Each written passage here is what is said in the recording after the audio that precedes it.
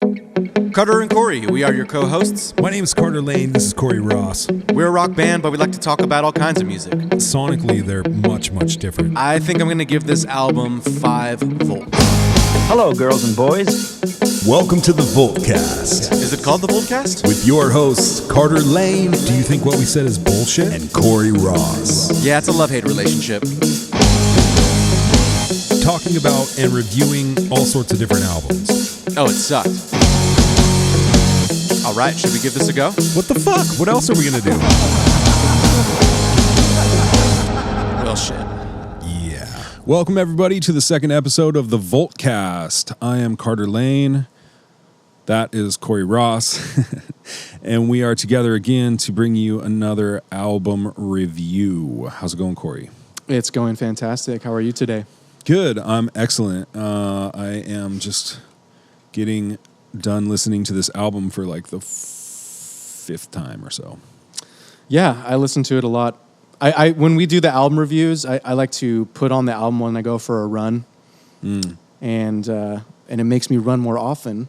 So it's helping me lose weight because I need to listen to the album multiple times. This is an amazing idea we had. Yeah, I know. I'm stoked. So the album we're reviewing today is Pinkerton by Weezer. It's their second album, which came out in 1996, September 24th, 1996. It was recorded in a year earlier in 1995 through June of 1996. So last episode we did the Blue Album by Weezer, which was their first album, and we're doing their second album now. There's kind of a great debate about these two albums, and the fans of either album either choosing to be fans of the Blue Album or fans of Pinkerton. And I can totally see why after listening to these. I wasn't privy to the whole great debate before we started doing this, but now they're completely I'm like, different. For sure, there's a... Yeah. But we can get into the comparison next week, of course. Yeah, totally. So it's the second studio album by Weezer. They were going to write a rock opera. Did you read this, Corey? I did. I never knew that. It's pretty interesting, actually. Yeah, me neither. So they were, after their first album was released, it was really well received. Got them a lot of fame, I think, and some tours. And then they were going to write a rock opera called Songs from the Black Hole. Mm-hmm. They started doing that and abandoned the project. Yeah, I guess. Yeah, I don't know why. They lost interest or who knows?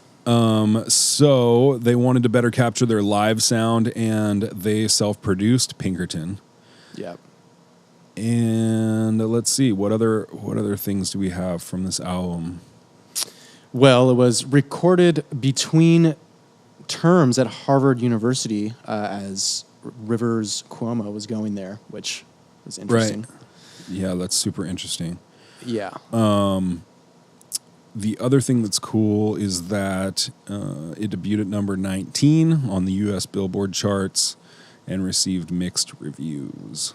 Yeah, and from what I saw, it really actually didn't receive good. It was more negative reviews than they were positive when this came out. And over time, it became more of a fan favorite throughout the years and throughout Weezer's catalog. Looking back, people kind of started to appreciate it more. But it's just so different stylistically than the Blue Album, which was their, as we said last week and today, their debut studio album. So to go from that and then to a self-produced album that's completely different, I can see why, as you know, fans of music, they're expecting something and they get something else, and it's kind of like, well, what's going on here? Yeah, and then I saw a lot of stuff about Rivers actually talking shit about the album himself a lot, saying like it was a hideous record, it was a mistake that happened in front of hundreds of thousands of people, and it won't go away, and it's like being really drunk at a party and spilling your guts in front of everyone and feeling incredibly great and cathartic about it, and then waking up the next morning and realizing what a complete fool you made of yourself. Wow. That's a quote and a half right there. Yeah. And so, but then people started really liking it, and I think they went on to play it, on tour live a bunch. And so, yeah, it's kind of the great debate. So we're going to dive into Pinkerton today. And do you know, I was going to say, do you know other music that was recorded at this time? No. Do you have that info? So, yeah, on the same date, on September 24th, The Roots Illadelph Half-Life. I think that was their debut. I hope I said that album name right. REM, The Adventures of Hi-Fi. Cake, Fashion Nugget was released. Oh. Wow. Here's a good one for you, dude. The Descendants, Everything Sucks. Yeah. There's a couple other ones, but one I thought was interesting was on that same day, Sheryl Crow released her self-titled album, Sheryl Crow. And that was probably number one. Probably. Actually, I have it right here. Number one song. So that month, the number one song on the U.S. top 10 list that month was from Los Del Rio, the Macarena. That's the Bayside Boys mix. And then number 10 was Alanis Morissette, You Learn. Yeah, dude. That's actually a really good album. If you are a liberal woman in her 20s in the 90s, you probably know that song. Well, I'm not a liberal woman in the 20s, and I know that song really and I well. knew that song. Yeah. And then Yeah. So, and this is far from the Macarena. so much different in a good way. I mean, the Macarena's cool. It's a fun jam. Maybe we should dance. We should review just that one song on a full podcast episode. Yeah, I'm down. Okay, so I'm gonna go first. You went first last time. Sounds good.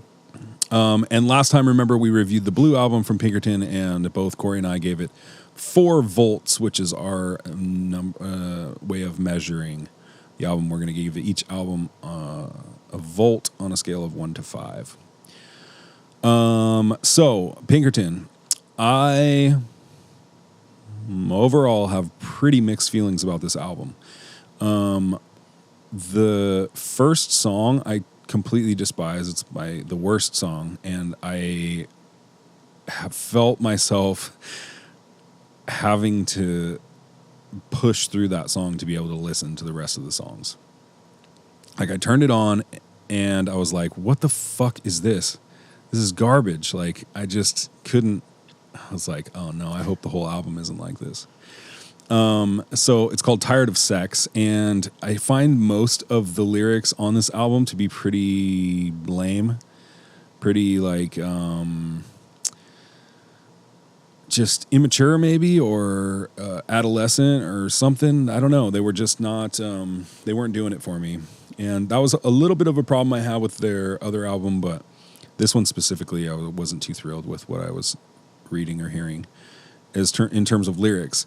And again, in terms of sound, I think sonically I liked it a whole lot better than lyrically, but it was still like, it was more grungy than the other one, and in like less, it was more grungy and less like polished. And I think for me, it needs to have the polish with the grunge, unless you're Nirvana. And so I didn't quite love it. Yeah, it didn't really have that, like you're saying, that mixture of kind of. Sometimes you need a little bit of polish to sort of push. Yeah, this one had very little pop to me in it. A couple of the choruses I thought were kind of catchy and poppy, but I liked that. I like that element of it. And so this one didn't quite have that for me. I do like the second song, Get You. I think that's pretty cool. It might be my favorite one. And then as the album goes on, I just kind of lost interest in it. There were some pretty cool things that they did musically. I liked a couple of the little smaller guitar solos that they did. I liked like I said, like the overall sound of it, but I think it really needed a producer, which they didn't have, right, to kind of tie up all the loose ends that it felt like this album has for me. Mm-hmm. And I thought that there was a couple songs on here. Across the Sea, I thought was a pretty good, pretty well-written song, but there weren't any like definite huge favorites for me. There wasn't anything that really stood out as being like, oh, sweet. There wasn't anything that I went back to that I was like, ooh, like I want to listen to that again. Mm-hmm. And I haven't really listened to this album until now. So that also, I'm sure, affects the way that I think about it. But I didn't catch this album when it came out, or maybe I heard the first song and never listened to it again. I'm not sure. But You're like, well, I'm not tired of sex, so fuck this guy. yeah, dude, it was just so dumb to me. But yeah, I don't know. I'm meh about it for sure. It's sounding like a 1 volt rating, but we'll wait till the end for that. Yeah, what did you think? Yeah, so I wrote 3 descriptive words, I thought, that describe this album. And I think it's raw, it's aggressive, and it's fun. And I'll elaborate on those. So obviously raw, kind of like what you're saying, it's self-produced, it's grungy. It sounds like they're literally in a garage, like that you did with your friends in high school, and you're like, let's write some songs. Yeah. And that kind of gets to like where I said this album is fun in that way, not necessarily fun for every listener, but fun. Like they seem like they're just having a good time. And it's like, oh, here's these lyrics about how I feel about these girls. And yeah, they definitely didn't seem like they cared, like at all.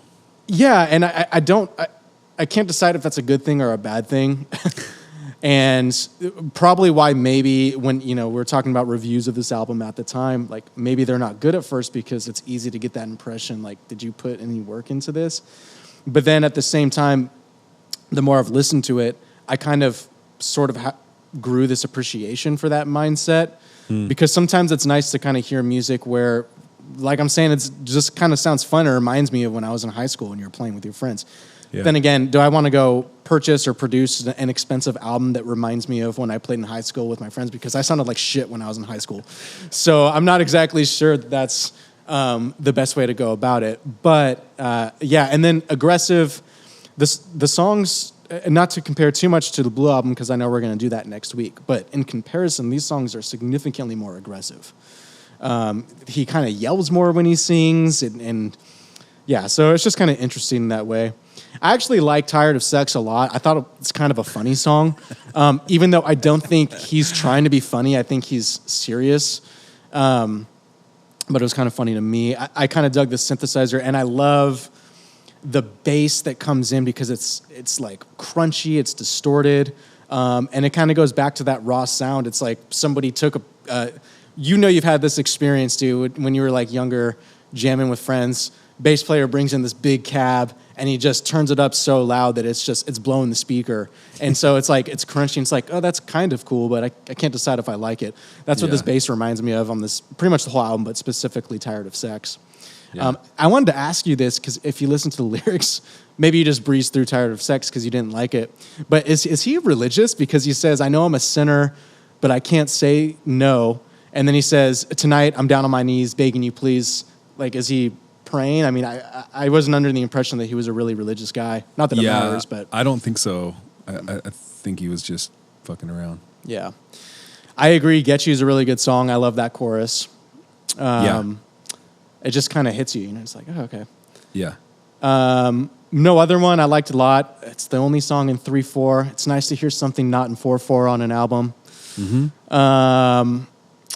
And I liked in the second verse of that song, the guitar melody is harmonizing the vocals throughout the entire verse, which I thought was kind of cool. Yeah. Why Bother? I didn't like. I actually put this note. I said mastering lower ? Because the volume's like significantly down, and that maybe it goes into the self-producing and stuff like that. I mean, I know they had other engineers, but man, when I hear that, like, it's sort of something that gets under my skin a little bit. I'm like, did you not listen to all the volumes on these tracks? Yeah. I don't know. Maybe it's my headphones, but that's what it sounded like to me. And so I didn't really like the song anyways, and then it just kind of ruined it. And I listened to it twice, and I'm like, okay, I'm over it. Yeah. Across the Sea, great song. I love how it starts out with the piano, and I think it's a recorder that's in the background. I kind of dug that. Did you know what he wrote this song about? I saw something that was like about a fan that wrote him a letter from Japan or something like that. Yeah, it's like some young Japanese girl that was writing him letters, I guess, in a time that he was feeling kind of lonely. I think I read it was in 94. I've got your letter and you've got my song, and I like the concept of that song, and I think it's real well written. I think it's a really good song. Yeah, I agree. I think lyrically, it's probably the most clever, the most well written song on the album as far as lyrics go. I wanted more of that. Yeah, I wanted more of those clever lyrics. I wanted more of that. It seemed like they just kind of had the pompous attitude of like, we don't give a shit kind of thing, but not in like the good punk rock way for some reason. Right. It was like kind of like a little bitch way. I hope they hear this. Weezer, just so you know, I don't think you're a bunch of bitches. That's what Carter said. I think you're a little bunch of bitches on this Pinkerton album, dude. So The Good Life and El Scorcho, I feel like those are two songs that are kind of similar. They go back to what I put that note, like a descriptive word is fun, because they're extremely playful. I like The Good Life a lot. I think it's a fun song. I like the guitar in the beginning. El Scorcho, I like it. The first time I heard it, I liked it because it's sort of like these harmonies in the background. They're almost like ad-libs where this guy's, I know you've experienced this because I've done it in the past, but it's like where your guitar player can't really sing and then he's just fucking around because he wants to say stupid shit while you guys are rehearsing. That's what the beginning of El Scorcho sounds like to me. Yeah. I thought, and I'm not sure if it was this song or another song, but I thought at one point that the verses were ad-libbed. Like, it seemed to me like he would just like freestyled the verses for a couple of these songs, and it was like put like no thought into them. And then the chorus came, and you're like, oh, this is cool. And then he goes back to like freestyling the verse. So I mean, I think he does that on a couple songs, but I put this note specifically on El Scorcho that says the harmonies are off rhythmically with the main vocal. I'm like, what? Why is that? And at first I kind of liked it, and then the more I listened to it, I'm like, okay, was this on purpose, or did you just not take the time to line up rhythmically? Yeah. So I thought that was interesting. Falling for You, I just put note, cool, blah, moving on. Yeah. And then Butterfly, I thought that was a pretty good ending. I like it when albums end with an acoustic song. I think it's kind of cool. But yeah, so going through all the songs, that's my general review. I said the flow, I don't think they really put much thought into it. It just seems like an album that they just sort of wrote these songs and they said, let's put it in this order. Yeah. Nothing that was deliberate. And not that it has to be. Plenty of albums, you don't necessarily go into an album thinking we're going to write all these songs in this specific order. But yeah, I don't know. It was pretty short. It was only 34 minutes, something like that. Yeah. I think that plays into its general mood. It's aggressive, raw, it's short, it's to the point. It's like, we're just fucking playing, and here you go. Which is crazy because typically I enjoy that. And typically those are characteristics that I like about a band or an album, but with this one I did not. And like I said, maybe it's because I've picked up on the pompous, like we don't care kind of attitude. Yeah. But typically, again, that's something that I enjoy from a punk rock band or something like that. But with these guys, I just wasn't into it. I don't think personally that